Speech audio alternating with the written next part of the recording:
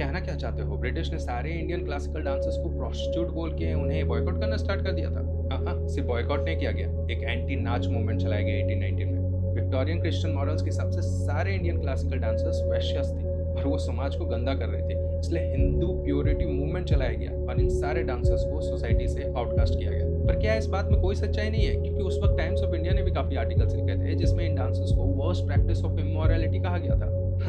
Worst practice of immorality. Kathak. Kathak शब्द आता है कथा से।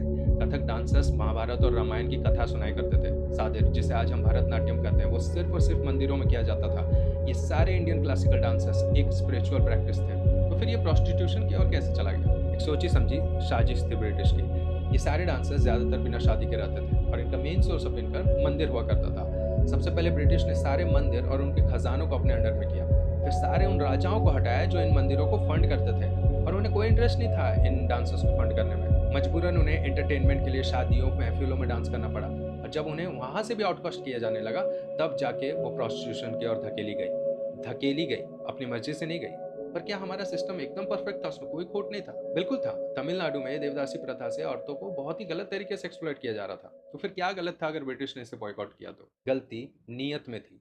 देवदासी प्रथा एक रीजनल इशू था जिसे बदलने के लिए इंडियन रिफॉर्मर्स पुरजोर कोशिश कर रहे थे। ई कृष्णन अय्यर की लैंग्वेज में कहूँ तो अगर प्रथा में खोट थी तो प्रथा को बॉयकॉट करते, आर्ट को क्यों जलील कर रहे हो? ब्रिटिश का मकसद प्रथा को बदलना नहीं था, उन्हें सारे इंडियन क्लासिकल डांसर्स को एक कैटेगरी में डाल के नाचने वाली वैश्या बोलकर जलील करना था ताकि सारे इंडियंस अपने ही कल्चर पे शर्म करने लगे।